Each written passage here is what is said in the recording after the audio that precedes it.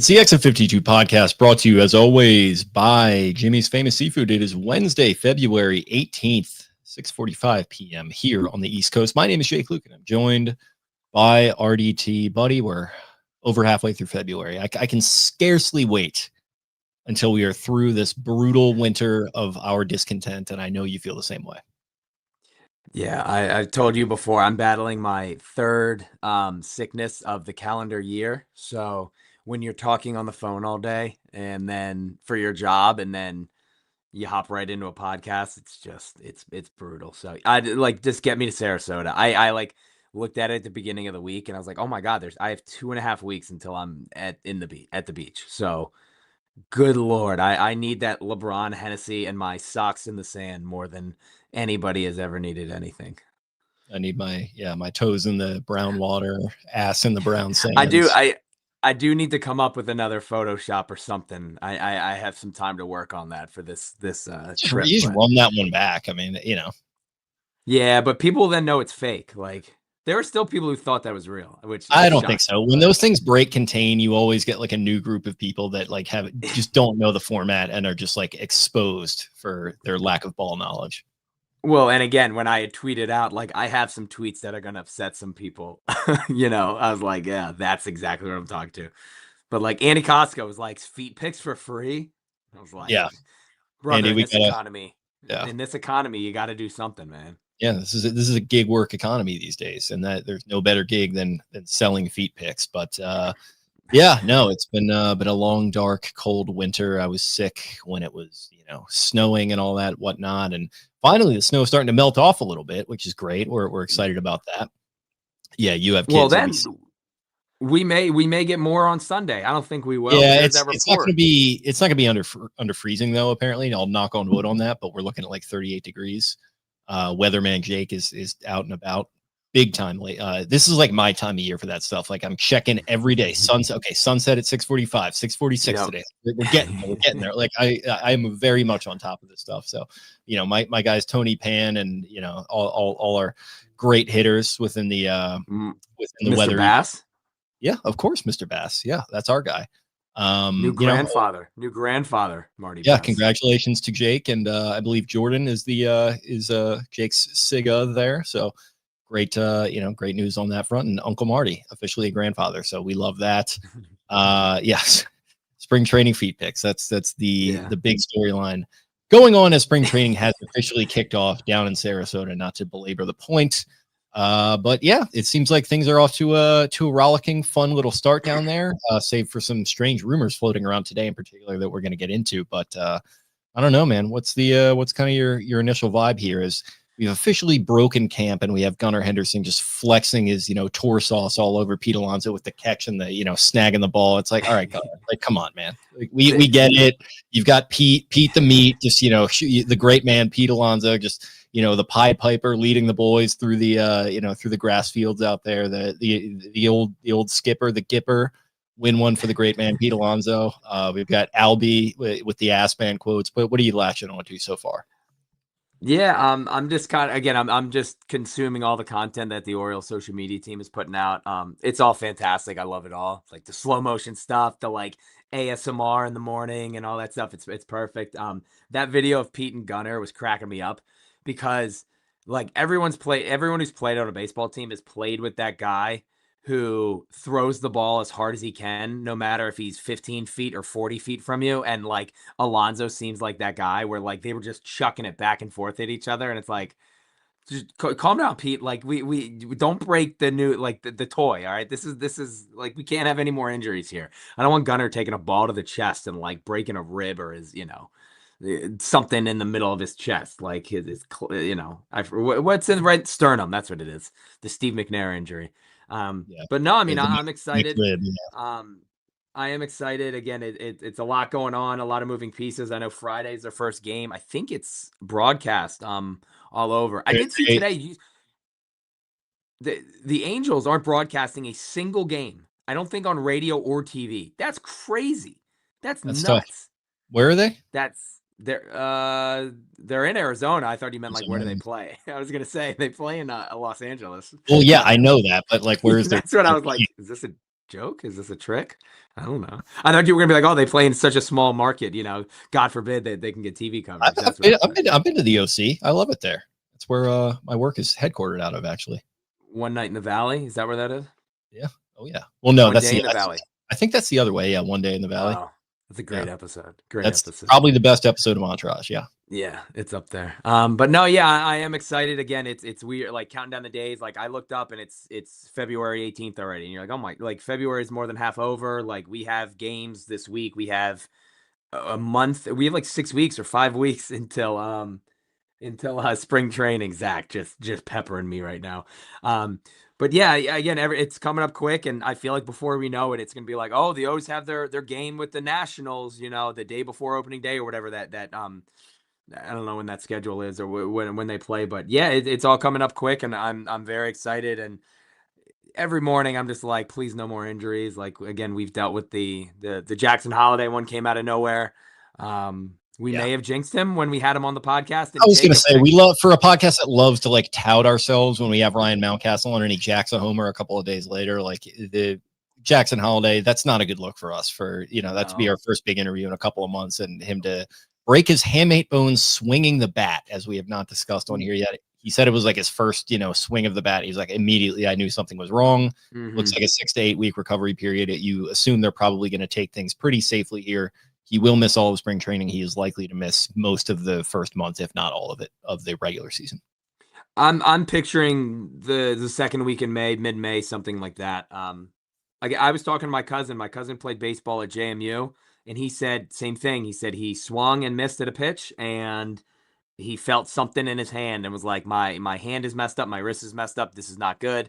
And he said, yeah, it was the hamate bone. They went in, or he goes, I didn't get surgery because I played baseball at JMU. Like, I'm gonna be, I'll be fine. He's like, I'm not getting drafted. I'm all right. Like, I'm just here to play ball. But he said, like, he's talked to guys who have had it, and yeah, they said it's a brutal injury, but the I guess the healing process, like Jackson's already out of the cast. Corbin Carroll's already out of the cast.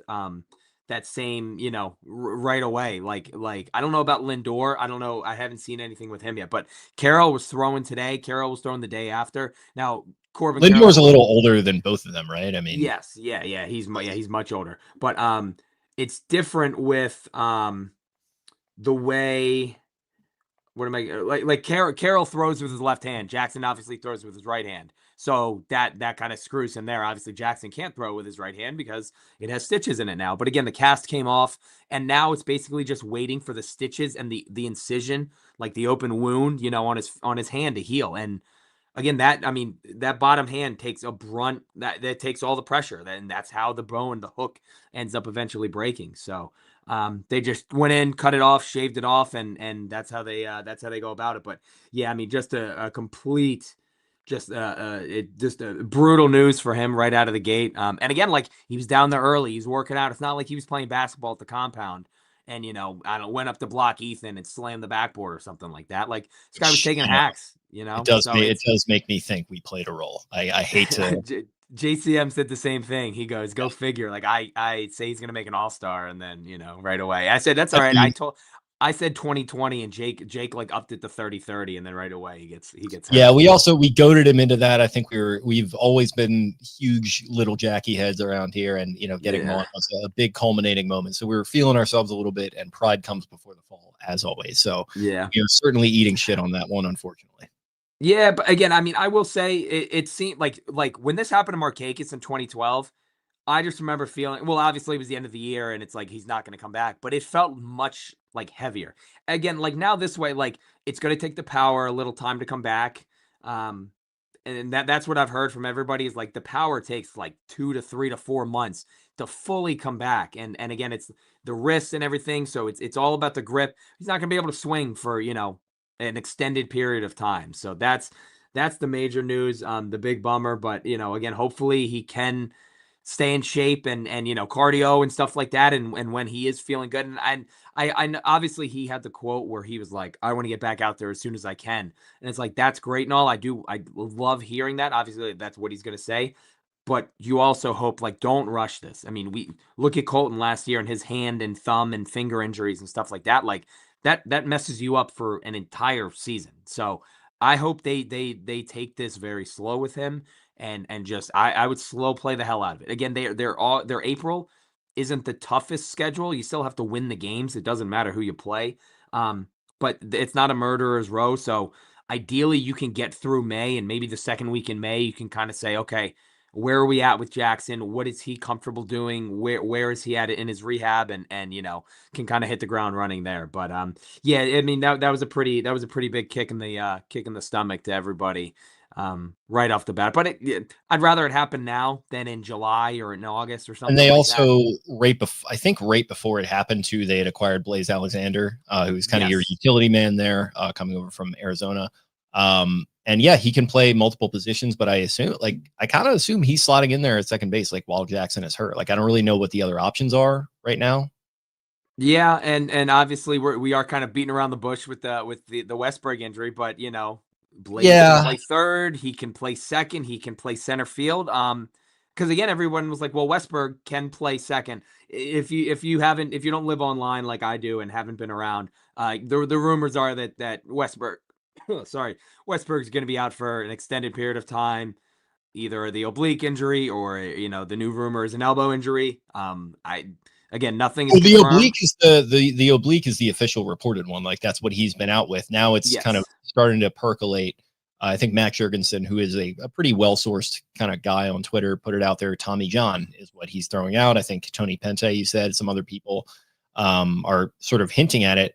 I will say, like, I'm not going to out you or who this person is on this, but you talked to a pretty well sourced individual, like who's in the building every day. That was like that would shock me if that were true. Like there's like nothing on it right now. So I'd assume that person is like digging around to try and find out. But as of right now, it's like the reason I didn't want to open with it is because it's just not official yet. But it is Mhm. worth remarking upon. Like that would be tough because as I said in our group chat, if I have to watch Kobe Mayo trying to throw third to first again, I'm sure he's improved a little bit in his defense in the couple of years since we last had to undergo that experiment. But I love Kobe, but having to watch that, I don't think that's going to be good for anyone.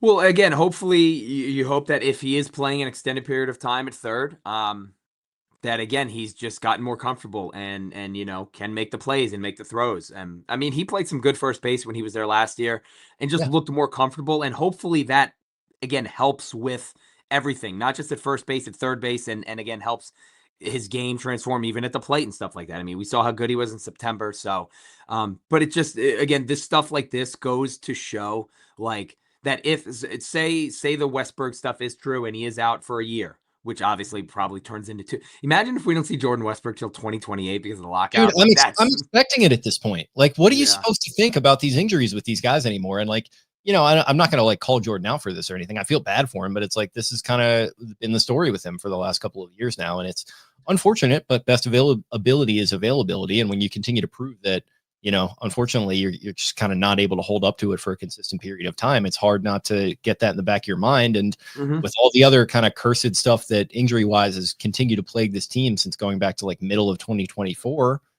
Yeah, you gotta figure we're not going to see him this year. That's kind of if it's Tommy John. I know it's a little bit less severe when you're talking about an infielder rather than a pitcher, of course. But a pitcher, it's that is like a lock, stock, and barrel. You're missing a full calendar year plus. With an Mhm. infielder, and it depends probably on whether it's your throwing arm or your fielding arm.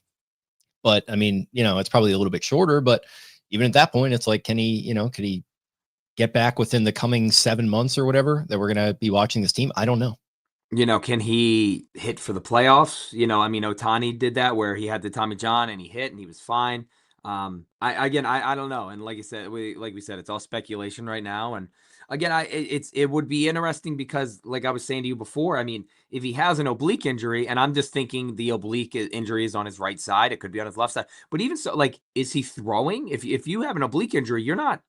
I would think you're not throwing. I am far from an athlete, but I think Tommy I don't John know. though can be like discovered, right? Because it's just kind of degradation within your UCL, right? UCL, yeah, I guess, and again, I mean, maybe it's a partially torn. I don't know. I don't know. Again, I guess I think we truly just have to kind of wait and see what comes of this, and we'll keep our ear to the ground and see what people are saying and all that. But again, I mean, that was a buzzkill today too. But again, all off season, what did anybody say? You have to trade Mountcastle. You have to trade Mayo. How do you can't go into the opening day with these guys on the roster. And now, again, you talked about the Blaze Alexander trade that was made the day before Jackson got hurt.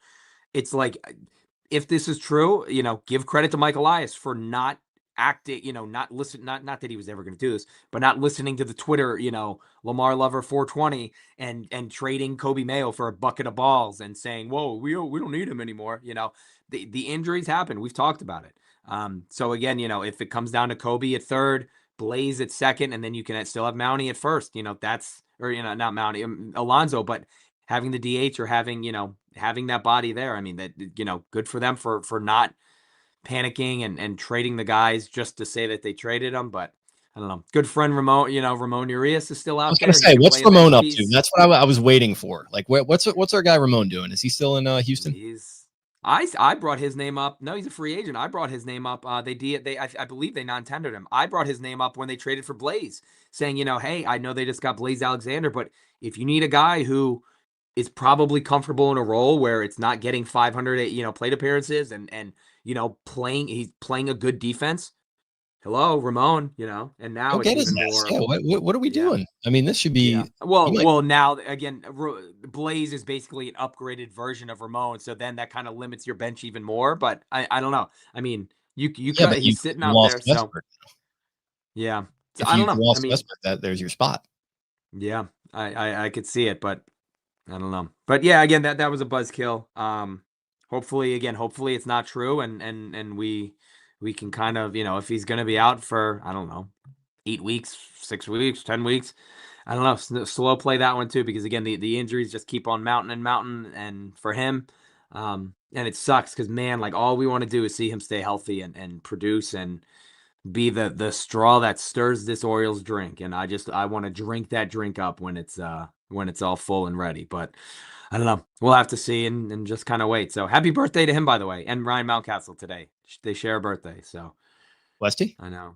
Westy and Mountie. So I was told that in previous years they would go out and share a cake at a restaurant. So I don't know if that's happening today or not, but Yeah, something tells me, if what we're hearing is true, then the greater Sarasota area might have a surplus on pieces of cake.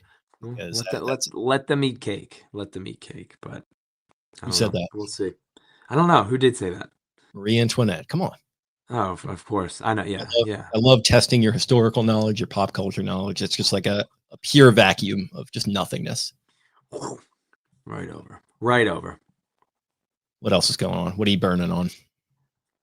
We adopted a Bassitt Hound. We have the Bassitt Hound Right. in the Baltimore Zoo with the polar bear and the cow and the beaver. So the Chris Bassitt news broke. What was that? I think a week ago. Listen, if you want something good to happen with the Orioles, you tell me to put my phone on Do Not Disturb and get in the shower and play some music, and I will come out of the shower to a pitcher getting signed. That's where I was. For the Corbin Burns trade, I got out of the shower and I was like, why do I have 46 text messages and my Twitter is blowing up? Same thing with Bassitt. I was like, why are there 12 texts and Twitter is going nuts right now? I like the move. Again, it's not the sexy ace that, the prince that was promised or that was talked about, but I think it is a very good move. I know I was listening to Baseball is Dead with Jay Hay and Jared and Dallas said this may be the most underrated move of any baseball team. I know Buck was on either Glenn or the Ryan Ripken show and echoed similar sentiments and said, this may be the best signing that anyone has made in this entire offseason. Like he's going to take the ball every 5 days. He's going to strike. He's almost a strikeout per inning guy. I think he came out of the bullpen and he got 6 days. Or 6 days. 6 days. Yeah. If they want to do this 6-man, you can do that too. But he's just a pro's pro. Again, he came out of the bullpen and got big outs for Toronto in the World Series, unlike that loser Jeff Hoffman, who could not get the big outs for them. I rewatched that last night. I was going down a thread of what's it called? Blue Jays fans, and they were arguing about Trevor Hoffman, and I was just giggling and kicking my feet up the whole time. But no, again, I mean, he's a pro's pro. I think that it's much better than getting a Scherzer or like a Verlander. I think he fits this team perfectly. He's already like, I was like, this is kind of unfair. Tony Clark's banging his sister-in-law, so he's out of the MLBPA. and they had Oh, Bassitt legendary. giving comments like, Yeah, I Bassett's don't like know. one of the top 8 like board, members of Yeah, the BPA. So he's like a vocal member of that, and he's talking about the he was. lockout. Like he's an impressive guy, it seems. I was just like, I was like, he got to camp like 2 days ago. Like, how about we give him some time to like figure out the Sarasota area before they have him talking about the lockout and stuff like that. He's So, on. He's but on. He is already on potential great man watch. The great man Chris Bassitt. He's not there yeah, yet. We've only got one great man. We've got a great man in training in Gunnar Henderson. We have a great man in Pete Alonso. We Chris Bassitt. I am on a great man watch, and if he starts the season off, the way I hope he can, we will officially have a great man warning on our hands. We need some great men in this clubhouse, and I love the idea that he can be one of those guys. yeah, I think he's perfect. Again, every quote sounds great. Like him and Eflin talking, where Eflin texted him, I think it was like, You'll love it "It's the here. best here," and yeah, I love it here, and like, let's go win a World Series and all that stuff. So, yeah, I'm very excited. Again, I know. I mean, at the beginning of at the off season, I think if somebody would have said, hey, they're going to get Chris Bassitt, it would have been like, we would like a Ranger. But again, with the way this offseason went, again, that rotation I think is top to bottom, just professional guys. Professional pitchers, not many throwers, just straight up pitchers. Bassitt, again, if you want to have a good time, go look on Chris Bassett's Baseball Savant page. I wish I knew how to like bring it up. He throws like 8 pitches. He throws them all for strikes. Like he's an incredibly impressive person to watch pitch.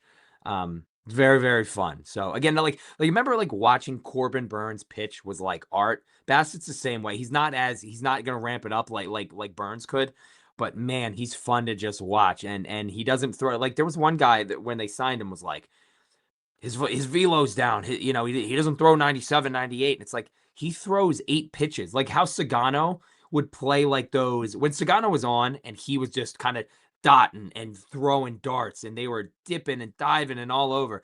Yeah, I mean, look at the 2025 pitch usage over there underneath. Yes, Like usage. piss usage. I mean, look at the piss usage. It's great.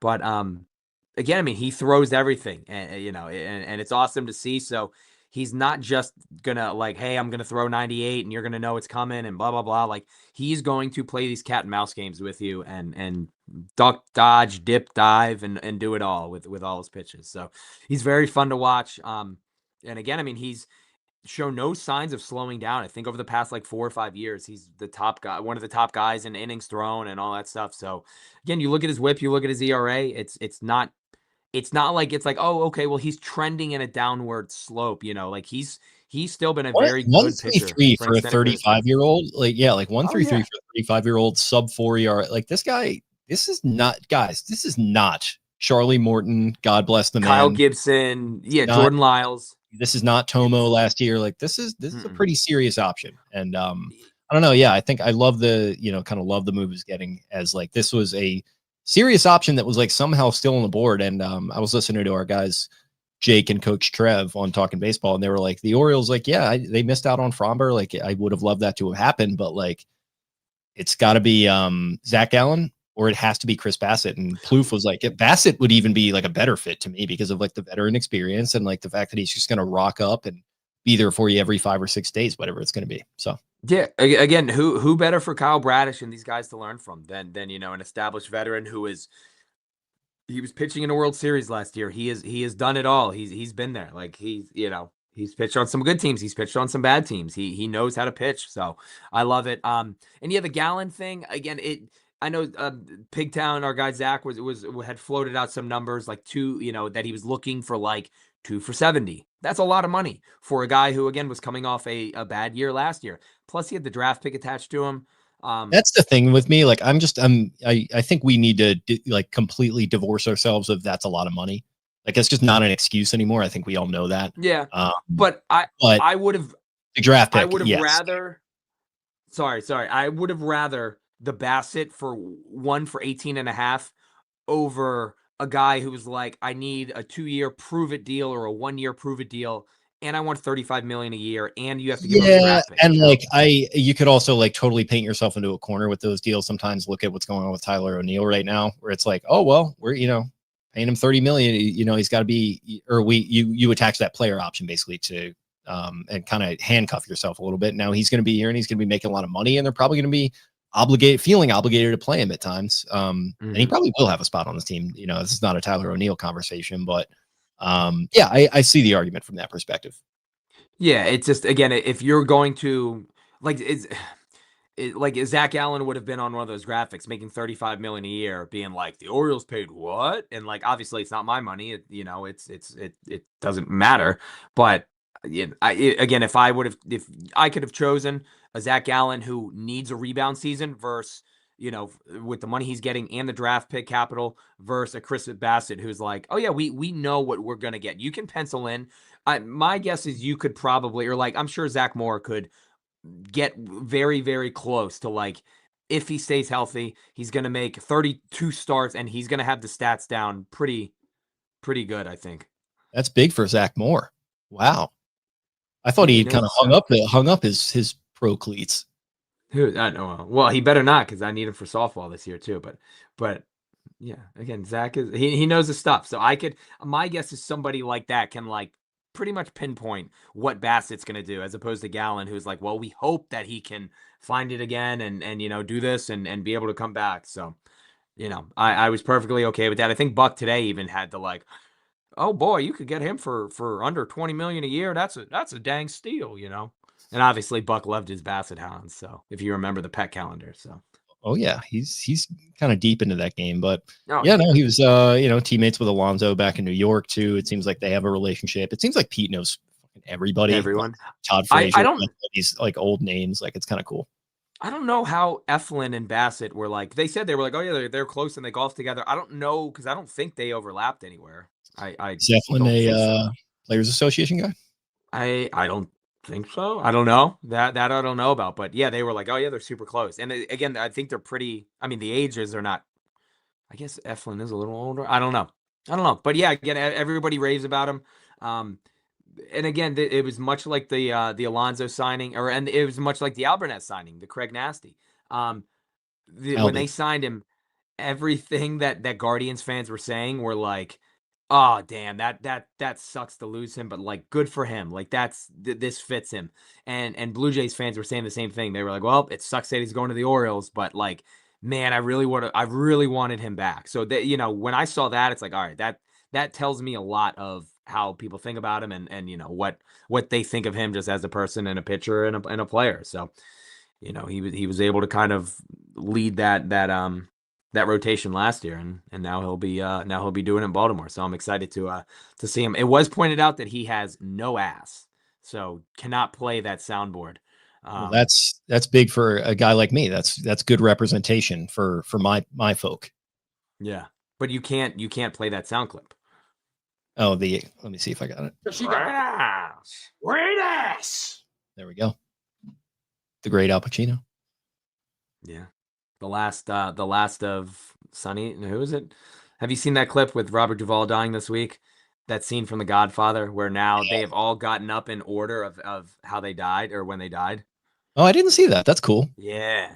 I sent that to my dad, and he was like, "Oh, this is good stuff. How'd you figure that out?" I was like, "Somebody on Twitter, brother. This is not me." So the late great Robert Duvall. I've been down a rabbit hole on that. Lonesome Dove, Apocalypse Now, just one of the most badass, insane roles out there. He's just a true legend. Love Robert Duvall. Kicking and screaming. Sure. He's kind of like De Niro in that, like, where he kind of just stayed acting as he got older, and he's just taking like dog shit roles to get a paycheck in some cases, which is great. Yeah, which is cool. I don't know. I like that. R.I.P. Robert Duvall. R.I.P. What else we got? What else? Just again, a couple other like fun little, like, we had the music conversation. They made like a big deal about that. I don't know how much you were dialed into that, but like, Yeah, Uncle, or your what is he? The Great American Pete with his the great man, Pete Alonso. With his playlist that like every stepdad has like loaded up on their iPod. It's like 3 doors Yeah, I saw down. somebody tweeted not beating the whitest team in the league allegations. It's yeah, that's like Creed. It was everything. So that was funny how they're going about that. And Bradish had the aux, and Alvarez. I think it was Jacob or Matt who had asked. By the way, we've been butchering Matt's name wrong. I have not. You have been. I've known what it is since the beginning. I just called him Wayrich. So. Yeah. But oh well. Somebody had asked Alvarez about like, picking the music and keeping it light and all that. And so there was some good conversation about that this week. That's always fun to get the guys loose and all that. Do we want to talk about the ass man comment, which I thought was very funny? I don't know if we don't have that clip, do we? I We should have have to. brought that No, up. woe for me for not clipping that. That's a bad job on me, but it was kind of a busy day. But yeah, Albernaz talking about Stephen Vogt, naming him assistant manager, associate manager there in Cleveland, and he said the only reason that Vogt did that was so he could call him the ass man, which was, I mean, that's just great content right there. This is the vibe shift that we needed. I didn't need Hyde, glowering at reporters anymore, or our guy Tony M, Steve Gerben, kind of wide eyed and like a little a little deer in the headlights, just kind of God bless the man, but just working his way through those press conferences and talking about points. Like we don't need any of that anymore. Let's get a guy's guy in here who's all about the boys. And it seems like Alby with what I hope is an intentional Seinfeld reference. If not, it's still funny, but the ass man officially. Yeah, that was funny. I again, he's just his personality seems to like fit with the team and the clubhouse and the vibes and kind of where they are right now and like what they need. Again, like no shade to hide. Again, he Yeah. seemed like a little bit of a hard ass and kind of I said it to someone, but I said like Albernaz reminds me of like that cool substitute teacher who like will let you watch like, and I think I told this story, but like we had a long-term sub in high school who was like we had a test in history and he was like, I could put on the ACC tournament. And like we watched Maryland Clemson and he was like, yeah, you just have to take your test, but I'll put it on. And we were like, oh yeah. But then like when it came time to like do shit, we got it done. And it seems like that. And again, I've talked to some people down at Sarasota, like, at the camps and reporting down there.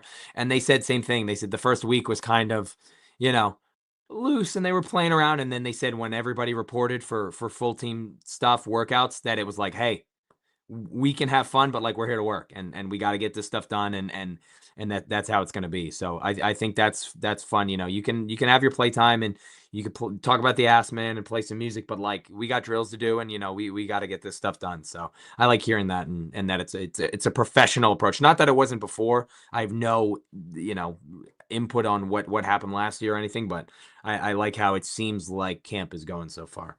Yeah, no, I agree. And save everything with the injury front, which we've already talked about. Like you can't really do anything about that. It seems like the vibes are good otherwise, and it seems like Bassitt is going to be kind of an extension of the coaching staff. I think somebody said he's going to be like a coach who can pitch for you, yeah, every week or whatever it's going to be. And it seems like Pete has taken that into his own accord, just being super vocal. Nobody plays there, his little barbs that he's shouting out, womping the guy, talking about his Mets fan friend, kind of getting an autograph for. Just he's like, I mean, this Pete Alonso thing is working out incredibly well so far. Everything we talked about, like, it's easy to just say when you sign a veteran player, like, oh, he's gonna be a leader in the locker room. He's gonna, show these young guys how it's supposed to be. And like sometimes that's just a platitude. Sometimes that does happen in a quieter way that you don't even really see. But to like see it all playing out like this right in front of our eyes, I think it's fantastic. By the way, I've got big news on that front. If you want to, I'm going to step away here for a minute. If you want to burn on that for a second. Okay. Yeah. I there was an article this week, or today or yesterday, sometime by it was a Mets reporter and they talked, I guess they talked to Alonso and he talked about how feeling not appreciated or he felt welcomed in Baltimore. And every comment was from Mets fans being like, oh, of course you're feeling welcome. They paid you $155 million. But I read the article and again, it was saying everything you said, like he wanted to be the leader and he was the leader in New York. It just didn't happen for them. Like they said, he set the home run record for the club. And then 6 weeks later, he was packing up his stuff and, was not going to come back, but he also wasn't ever given an offer there, this year. So to the point yeah, about Mets fans and their anger of it. I had a producer who's a Ravens fan who listens to the pod for the Ravens and is actually a Yankees guy in baseball, reached out to me in the DMs and says, hey, I work for SNY.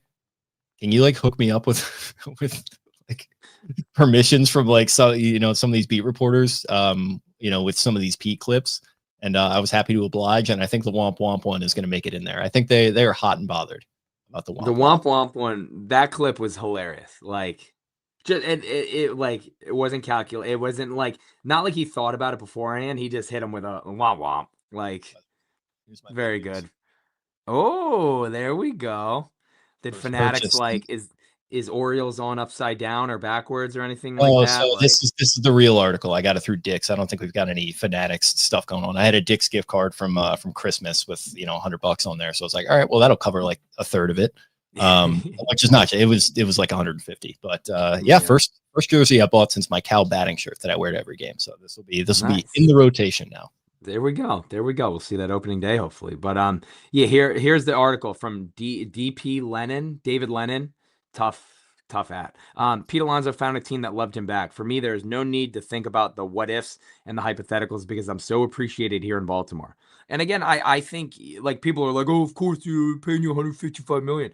It's like, no, I think he really relishes like this opportunity and Well, yeah, they I, did I pay him he's 155 million, and you know who didn't? David because you Stearns. Let's didn't keep going. because Like, you yeah, guys didn't. Yeah. but it's also like I get why Mets fans would be pissed about that. Like they didn't Mets fans didn't want Pete Alonso to go anywhere. This was a David Stearns thing, and they were killing him in the moment. And then, Mhm. they've had a great offseason since. So good for them. They moved on. Pete's moved on. The Orioles have, got their guy. So it's working out for And everyone. there's one Met here. This is a guy, Mets fans. I'm thrilled that he's off the Mets. LOL, he said. And I said, I'm sure. And he said, I'm dead serious. Pete has unlimited power, but he also has losing tendencies and characteristics to him that you will find out about. And he isn't marketable, which might not be as big of a deal in Baltimore. It's like, oh, okay, sure. If I you feel like if you're that is a like big deal in unhappy, Baltimore, but he's like the most marketable player they've probably ever had, like in this side of the year 2000. So but also not saying like, I'm glad he's on my team because he's not marketable. You're in New York Okay, City, like bro. that's Like I don't think you need marketability. You've got the richest owner in the world who's just throwing money around like it's literally nothing. So I don't think marketability is really a huge factor yeah, for them. But it's like outside yeah. of That Gunnar, that like, the that Orioles have not confused had a guy me. like this. Yeah.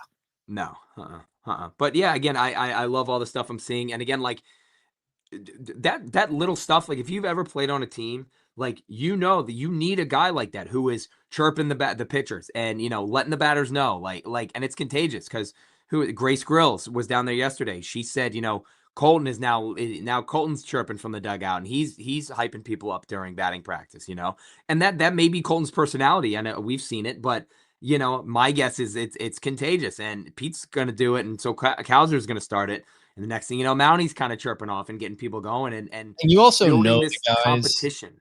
Yeah, and you also know the guys that are like forcing it, right? Yeah. Everyone's been on the team with the guy who's like vocal, but like his skills aren't totally all the way there. So maybe he's trying to compensate, or like maybe, he's trying to like do the right thing and be a vocal leader, even despite not having the skill or anything like that, which Hmm. obviously there's different shades to it. But man, like to have a guy who like is vocal and has the skill and the resume to back it up, that's like a pretty rare combination. It reminds me of Adam. Like Adam Jones was the same way. Like Yeah. Adam would get stuff going and like chirp people and let the pitcher know like, hey man, we smoked that one. Like you guys got to be better. You know. And that because that wasn't Nick. Nick Markakis wasn't going to do that. He was never going to do that and everybody knew he wasn't, and that's fine. That wasn't his role, but he would lead in other ways. But again, some of these guys, that's how they get going, and that's how they need to ramp up. And I like seeing that. And again, like the people are like, oh, he was corny in New York, or he's this or that. It's like, guess I don't care. If it works for him, it works, and if it works for the other guys, there was people talked about that with like the Adley hug, remember? And they were like, oh, how can you can't do that. You can't hug your pitcher after innings, like blah blah blah. And it's like, oh, I think it's worked out all right. So yeah, but again, everything I'm seeing out of him, the videos, the live BPs. I don't know if you're paying attention to those like I am, and it's such like it's not like spring. It's not like training camp videos where Kyle Hamilton gets burned by like a fifth rounder, and you got guys being like, this guy's a bust. He Just can't. pure rage bait is what Yeah, those are. Yeah. but like I don't like stuff like this. Like I tweeted about Adley the very first day. Like Adley hit a home run from the left side, and then he hit one off the wall on the right side. And it's like I get it. It's spring training. This does not matter at all. But like these are good signs. These are very good signs. And again, that you hope that it translates over. But again, I've really enjoyed seeing Heston hit the ball hard. It seems like every day he's like smoking a line drive, and some beat reporters like, "Yep, Heston's killing the ball. Like he's hitting it really well." And Kowser's had some good ones, and Mounty's had some flares, and there was one today. Somebody was yelling something during Mounty's at bat. He like broke his bat or something like that, and it was good. So I don't know. Again, it seems like the vibes are high, regardless of the injury news and with Jackson and what was going around. So I'm excited, and it seems like it's a really good group of guys. So you hope that it can stay up and that they can keep the vibes going and stay healthy. Knock on wood. Yeah, So definitely. I think, and it seems that way. And I got to shout out the Banner Baseball guys, yes, Mealy and Mancano for their pod. They I think Paul love their throws pod. Paul throws up like a live feed of like the actual diamond, Yeah. like at Ed Smith, like as they're doing the pod, which I go nuts over that. I want to I'm gonna text Paul and see if I can Venmo him to we just need a live stream of that. Like I would put that on one of my monitors at work and just like have it in the background, like while I'm taking calls. Like I would love to see the grounds crew just like raking or picking up sunflower seeds or something. But yeah, I do enjoy that little tidbit that they throw in to the podcast. It's very helpful. I don't know. It's soothing. It's good. Indeed, it's a little bit of ASMR for white guys. Potentially. Yeah. Yes. All right. What else we burning on here? I think it was the Sun who did it, and it got me thinking because I wanted to come up with my own list. They did, some of their guys to I don't know if it was like a top 7 or top 5 guys that they feel like has the most to prove in spring. So I kind of just jotted my 5 down. I don't know if you came up with 5, but I just had I guys got up who. to a 4.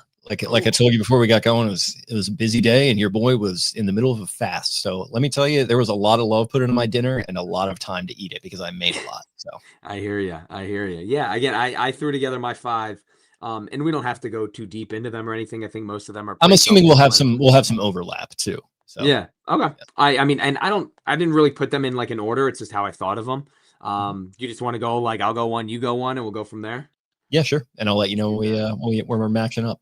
My first one is Adley. First one to come to mind That was my first one too. Yeah. yeah. Again, I think it's a big year for him, and we kind of figure out who he is as a player and if he can stay healthy. Obviously, he's been bothered by the injuries going back to the phantom thumb injury that, like Jacob said, that they never ever really confirmed. They didn't confirm it at all. They never talked about it. They never said anything.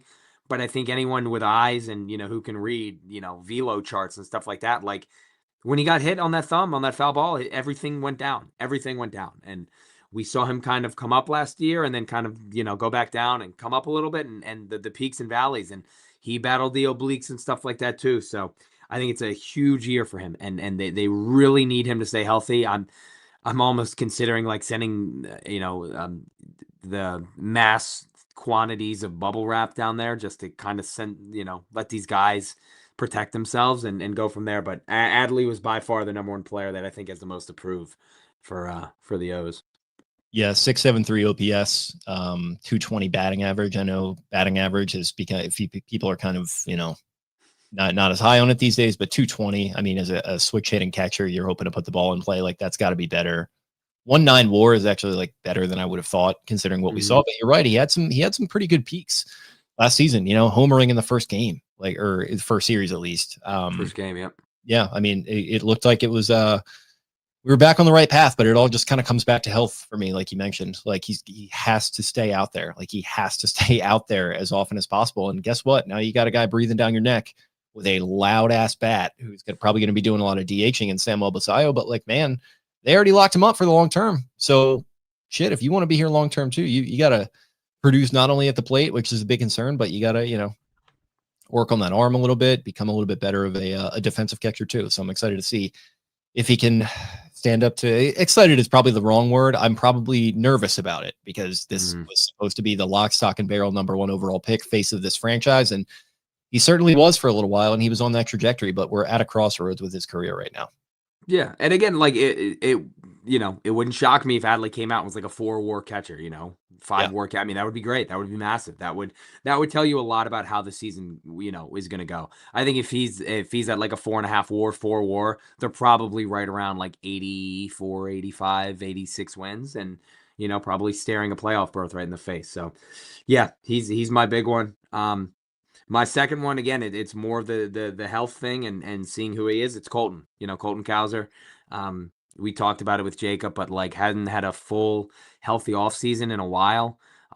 Beat the hell in 2025 and dealt with the broken hand in the offseason and the broken thumb 4 games in and the broken ribs and the concussion. So he took it from all angles and we saw it. But he still, like Jacob said, he still put up very like good numbers if you looked at it analytically. 16 home runs. I mean, like I know home runs are, but that's second on the team, and it was a down year for them. But you know, that's very solid power for a guy who didn't play that much. 6.55 OPS, another sub-7 guy. That's tough. We got to get better there. 14 stolen bases. Maybe get a little less aggressive on the base pass so we can keep that hand healthy. But almost a 2020 player, like you said. And he missed how many games? How many games did he play?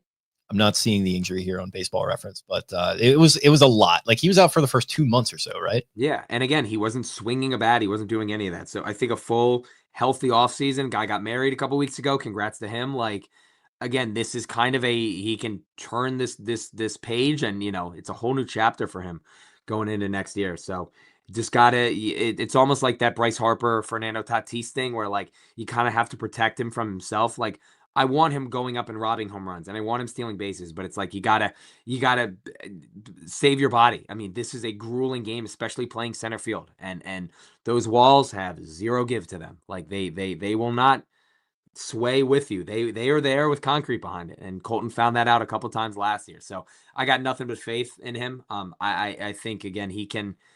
I mean, he smokes those balls when he's healthy, and you know you're stupid if you give him a fastball and you know just let him catch up to a breaking ball or let him you know sit on one and send it a long way. So that was my second guy, Colton. And he's the starting center fielder. Am I correct on that? Like he's going to be the guy? Like I would assume so. I would play him there. I think he's you know I think who was it? Who was that? Was it Jacob who said that he thinks that Colton has like all the talent, everything combined, that he's like the second most talented player on this team behind Gunnar. And I think he's right. Like he can play a very good center field. We've seen it. We've seen the arm at times. It's kind of hit or miss, but I mean, he's got a rocket back there. But yeah, he's going to be your starting center fielder, I would assume, you know, if he stays healthy. So yeah, absolutely. My one, it might be a little out of left field, but I already mentioned him. It's Tyler O'Neill. You want to talk about health? You want to talk about, you know, a guy that's I think we had a lot of hope for it this time last year that he could be like one of these sneaky signings like we talked about with a Bassitt, but shit, man, paid a lot of money, couldn't stay healthy, which a lot of people warned us was probably going to be the case. And of course we didn't heed it. And now here we are, and he has opted into a player option, and he's got 2 more years here. So I think it's more like as much for the team as it would be good for him to do better than a 6.84 OPS and 9 home runs. Like he would be a home run threat, like 100%. But also like play a solid right field and just like be out there like way more often than you were. Like I can understand if you have an injury history, if you're going to have some throughout the year, but just be out there a lot more than you were and like just be a presence and like get up into, you know, that 20 home run territory. I think that would be huge for them, and it would be huge for him. I think it's a prove it for him in the sense of like, you got a big deal from the Orioles here coming over from Boston. Like, do you have one more of these big deals in you? Well, it's time to start, you know, staying out there, and it's time to start mashing the ball. and I think it was Matt who did Matt Wyrick. Wyrick, yeah. Wyrick. Sorry, I'm Matt. I'm so sorry. You could have just told me. I think he did the article on O'Neill, and like he slimmed down and he talked about being more limber and just feeling yeah, I don't know, more just comfortable, I guess, in his body. And like, obviously, if you see him, he still looks fucking jacked to the tits. Like he's ripped. He'll let you know. But yeah, I mean, you know, if cutting down some weight, you know, helps him stay healthy, then absolutely. Like I'm all there for. I'm all there for him. I mean, ideally, he plays 130 games, hits you 25 home runs. I was telling someone the other day, I forget who. I think if they hit 40 home runs from right field, whether that's you split that up however you want, Beavers, O'Neill, Kerstad, whoever else, Jeremiah Jackson. I think if they're around 40 home runs from right field, I think you're in a good spot there. So yeah, big year for him. And again, hopefully he can. And I did like his quotes. I think we talked about him last week or something where he was like, yeah, I let a lot of people down. You know, it's not like he was like, yeah, I'll be all right. I'm Tyler O'Neill. Like, look at me, I'll be fine. He was like, yeah, last year sucked. Like that was not fun. And, you know, he wants to get back to, you know, being, I mean, we've seen him stay healthy and play well in Boston, and they don't need him to play 160 games. He doesn't need to play 150. If you can get him out there for 120, 130 games, I think that's a good spot for him. So ideally that's the game plan. And again, 25, 30 home runs. If he hits 28 home runs, I'll be thrilled. If he hits 25 home runs, I'll be thrilled. So that's a good pick. I Will like you that. eat this tweet if he does? Probably not. Okay. Maybe I'll do like one Tyler O'Neill workout like regimen on stream, and we'll see how that goes. We'll have to get together on that. I've been, not to toot my own horn, but I've been sticking with the regimen here to start the year with the old New Year's resolution. I'm gonna keep talking about my New Year's resolutions into like November. That's my goal, just to be annoying. It's like, oh yeah, I'm doing this as part of my New Year's resolution. It's like it's November. What are you doing? It's like, well, there's supposed to be a resolution. Yeah, I don't mind that. I've been pumping this at work at the desk and letting it fly. I've got one of those. I need to start doing that because I have absolute just sticks here. I got to get a lot of hand stuff. So I was like, oh, maybe I should try and strengthen my grip. Yeah, no, that's a good pick. O'Neill's a good pick.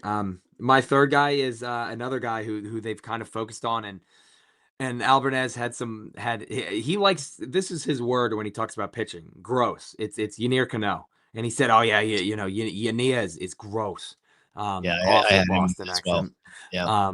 But again, I think he's a big part of this bullpen. Whenever he is good, you see it, that eighth inning comes and goes, and it's boom, it's over, and he's staring you down. And I guess I can't do the Diddy stare down gif anymore. No. But when he's on, I mean, he really helps this bullpen, and that's what they need. They need this established veteran guy who has done it before. They need him to find that 23, 24, eighth inning Cano and just go from there. Because man, did he look bad and lost at some points last year. 65 games, 5.12 ERA, 1.48 WHIP. That's tough, and it's just like a bullpen is. I feel like it's partially a product of what's going on around them and before them in the game, obviously, and he was not helped in that respect. I think from his perspective, I think it's longevity. Like I feel like he's a guy who burns bright but can burn out quickly, and that's when you have these flamethrowers coming out of the pen like that. That's a pretty common occurrence. But he's getting a little older now, and we've seen this for a couple of years. He's not like old, but he's been around for a little while. Like he's 20. This will be his age 28 season.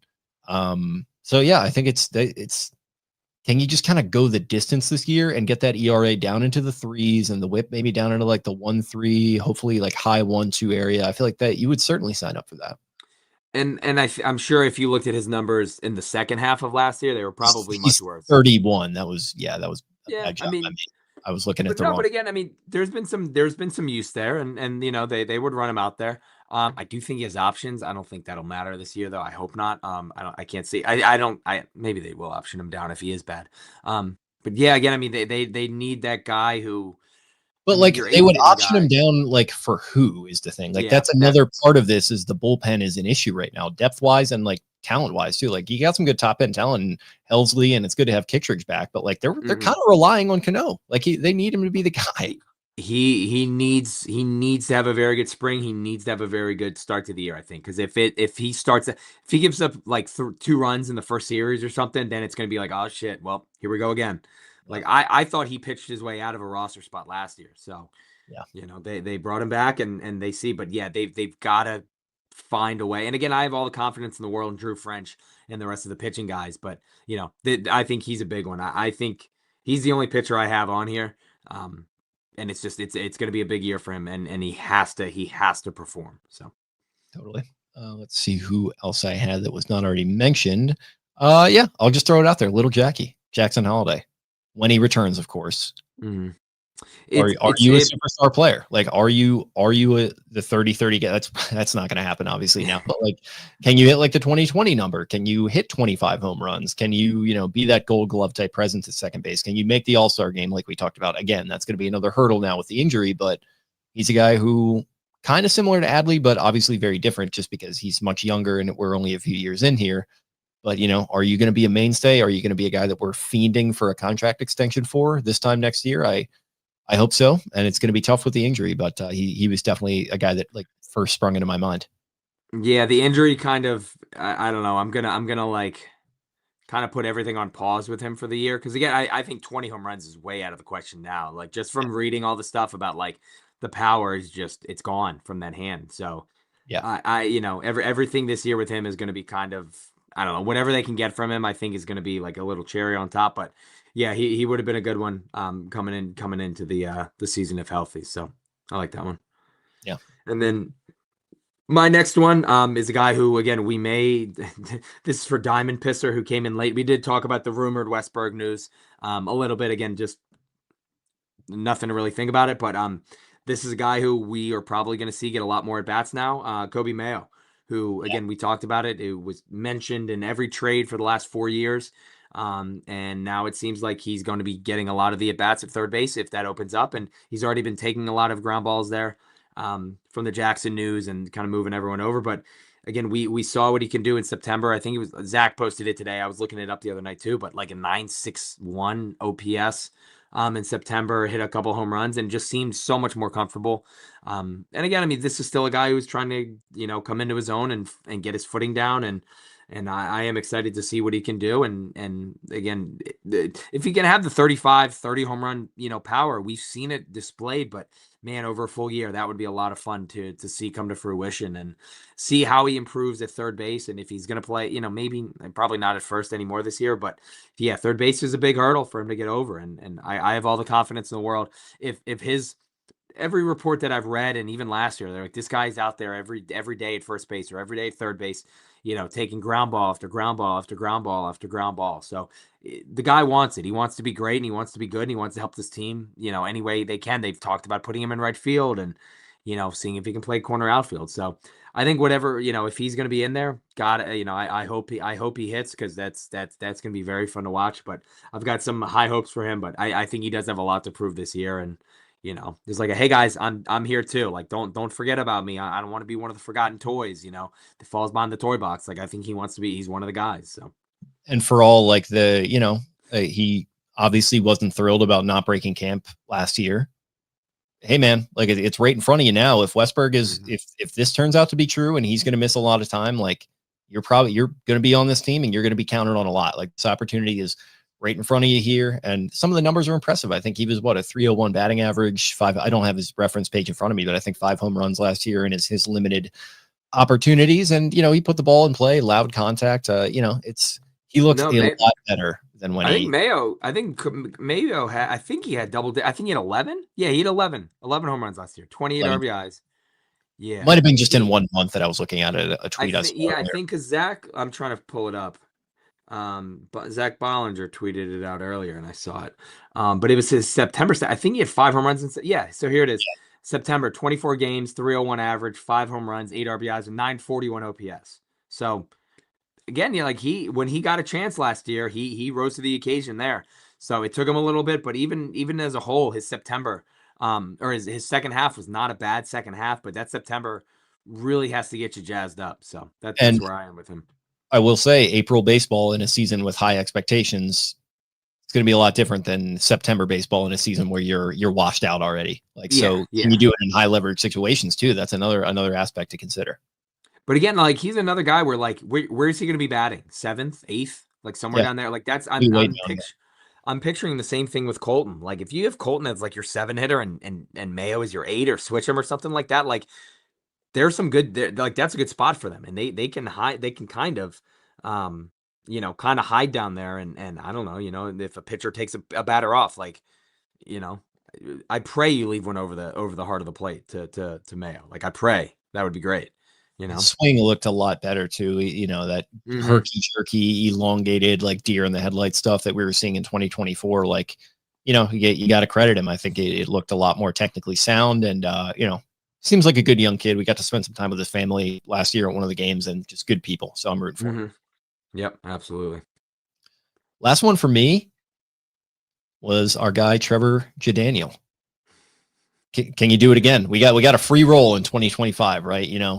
Pitched 18 games, 109.2 innings pitched, 903 whip, 0.9. Like, that's insane. Like, 1.81 ERA. Like, this guy was, a Cy Young candidate, 5.5 WAR. Like, and the conversation is inevitably, and it has been, like, if you can even get half of that, or like 80% of that, like, you're in great shape. And I totally agree with that.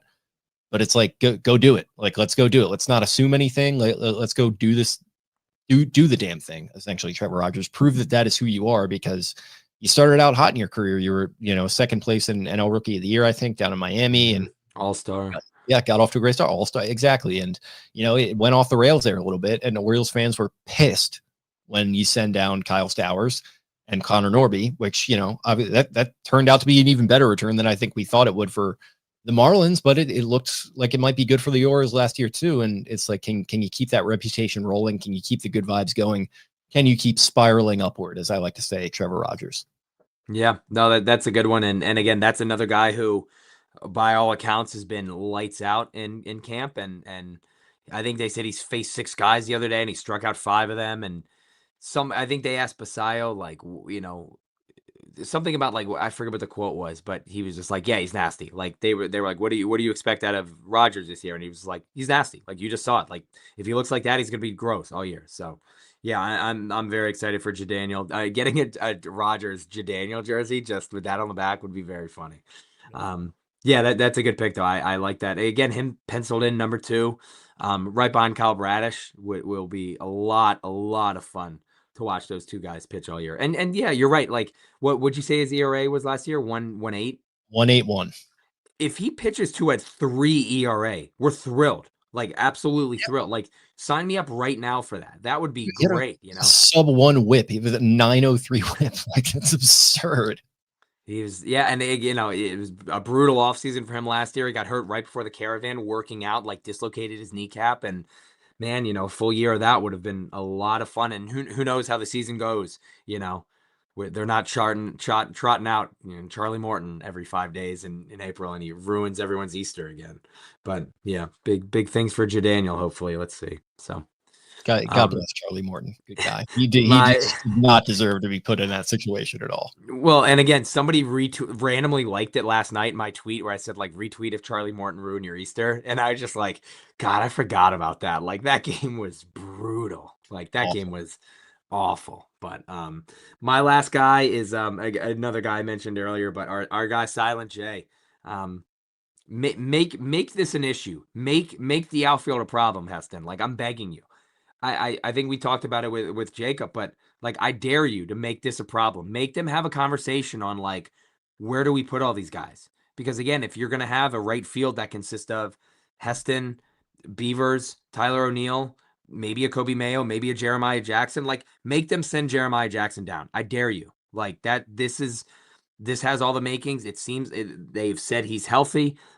He still didn't open up into what went on last year and the injury at the end of the year that caused him all that fatigue and to lose the bat speed and all that. But I mean, everyone has said, Jacob and Matt and Paul and all those guys have like, he's just tagging the ball down there, and nothing matters until he comes up here, obviously. But if he can stay healthy and give them, again, good productive at bats, like Jacob said, like, at one point he was like their most powerful hitter in that lineup, when he was on, and we've seen the home run against Texas, and he hits them. They're not cheap ones.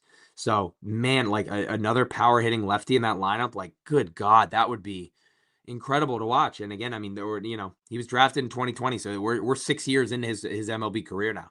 So he not MLB, but his pro career, and the injuries that he's faced are not fair to him, and they're, it's just like, how shitty of a draw can one guy get, and he seems to just be coming up short every time. But it's got to play out in his favor one time. It has to, and I hope it's this year. Yeah, shout out to a Knight of the Seven Kingdoms. You were just getting absolutely bombarded by me, Brian, and Spenny in the group chat. But I love me a triumph of the human spirit story. That is a big part of that show, and that is big part of why I was very invested in Trevor Rogers last year, overcoming all the kind of, BS and the hatred that was coming his way, and just shoving it in everyone's face. I would love that for nothing more. Like maybe nobody more on this team at all. Like, I don't think it's even close than Heston Kjerstad. I think that guy is, to your point, myocarditis, getting hit in the head when things are starting to finally look good. It's just all the shit that he's been through, just being kind of a, sort of a unconventional second overall pick. I think everyone was expecting, who was it? Austin Martin that year. Austin Martin. That's why I had to eat the tweet. Right. And I can't find that tweet, by the way. I looked for it. This Twitter search is. That doesn't shock me. Yeah. Oh, I was looking for it the other night, and I was just like, this is gonna give me an aneurysm. But yeah, no guys you root for. If we were doing a snake draft of that, he might be my first overall pick. One pick. Yeah. I think that's a good one. Yeah.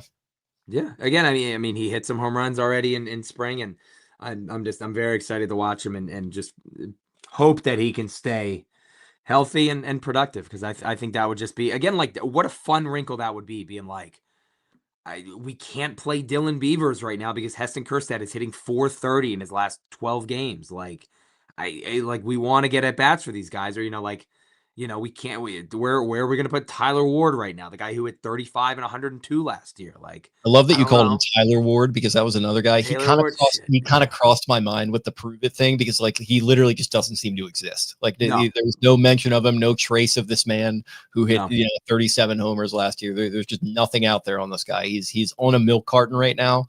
And he's a guy who it's like, hey, prove that you exist, Taylor Ward. Go out there and hit 30 plus homers again. That I contribute that to the sickness and me just like being like, I can't wait to get in this hot steamy shower and just go right to bed after this. But yeah, Taylor Ward, like, that's somebody today, may have been Jacob, who was like, he's taken great at bats. Like, his pitch selection has been great in spring so far. But again, it's like we forget to talk about him because of the home runs that Adley's hit and the way that Gunner's hitting. Gunner almost took off Bradish's head the other day. Like, overshadowed big time by Pete too. Like that's and Pete. Like, there's again, they've added 2 35-100 guys. Like, that's very good. Like, that's awesome. And he has Angel fans were crawling down my freaking throat. This I tweeted a couple weeks ago, like, no offense to Joe Adell and Zach Neto, but like, thank God Taylor Ward has a lineup with protection. And people are like, oh, you talk about Mike Trout.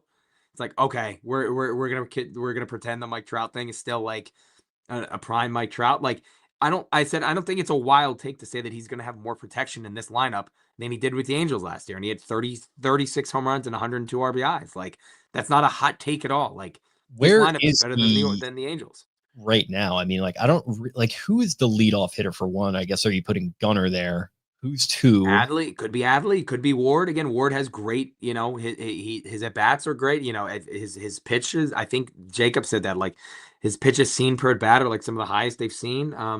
Yeah, because you could do Gunner. Yeah, I could see Gunner leading off. I could see him at 3. I think Pete, you pretty much lock him in at 4. Yeah, as the padding there.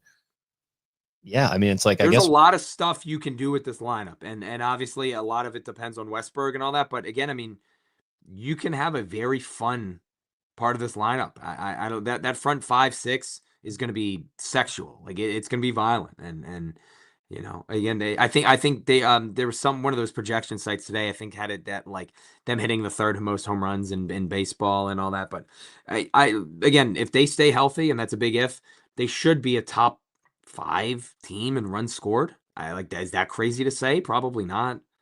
Yeah, run scored is interesting.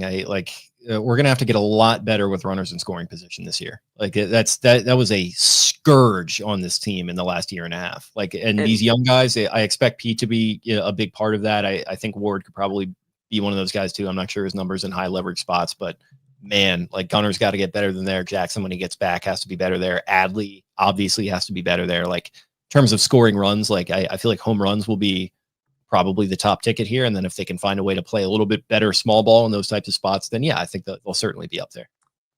Well, and again, a lot of that goes back to, I forget who we talked about it with, but like, some of the pressure will come off Gunner, and some of the pressure will come off Adley and Colton, and those guys being like, I don't have to hit a 3-run home run here. Like, I can knock in, Pete's on second. Like, I can hit one to the gap and like, he'll score, and that'll be okay. I'm trying to look up Pete's numbers with runners in scoring position. Hit 309 last year with a 401 OPS or on base percentage, slugged 634, a 1035 OPS with runners in scoring position. So 14 home runs. I mean, that's pretty good. He had 87 RBIs with runners in scoring position last year. So no one on the Orioles, I don't think, had more than 70 or something like that. So that's a great man right there. That will help. And again, it's just like that, just that physical presence in the lineup. Like, oh, well, if Gunner's up and you got Pete Alonso in the on deck circle, the pitchers may be a little preoccupied, and like, maybe you hang one, and then Gunner bangs it, and there you go. So shout out to Blaze Alexander, who shows up in the clubhouse, and I was like, wow, everyone's so big here. It's like a football team, which is funny. That reminds me a lot of Mark Trumbo's comments back in the day of like, this is absurd. Like, we're like a WWE locker room right now, like with Chris Davis and like some of these guys. Like, I just love, just some real beef in the middle of the lineup there. It's good to have. It's good to have a big physical presence, as you said. Yeah, I don't know. It'll be interesting, but and it also a lot of it depends on the new hitting coaches and Donnie Ecker and what's the philosophy with these guys, because again, is it grab that bat, white knuckle it, and just wait for your pitch, or is it like, hey, go like again, they showed a video of Ryan Mountcastle today. They were doing like the simulated, they would get in the cage, and I think Albanez would say, second and third, one out. And just go. Like, you don't have time to think, just go. And the pitch came in and they were like, there goes Mountie, sawing one off the right field. Like, that scores two. It's perfect. Like you don't need to hit these balls 400 feet. Like, the guys will score. And I think that's going to be a big change too, the philosophy. Again, maybe they'll hit the third most home runs, but I don't think they're going to go in there trying to hit the third most home runs. Like, I don't think that's their goal. Like, let's, my guess is if they had a choice, like, would you rather hit the third most home runs or score the fifth most runs or third most runs in baseball? Probably want to score the third most runs. That's Totally. that doesn't go away. We've seen the home runs, soak up and go away in October. As the great man Tony Mansolino would say, points win games. I was talking our friend Kyle Rajat.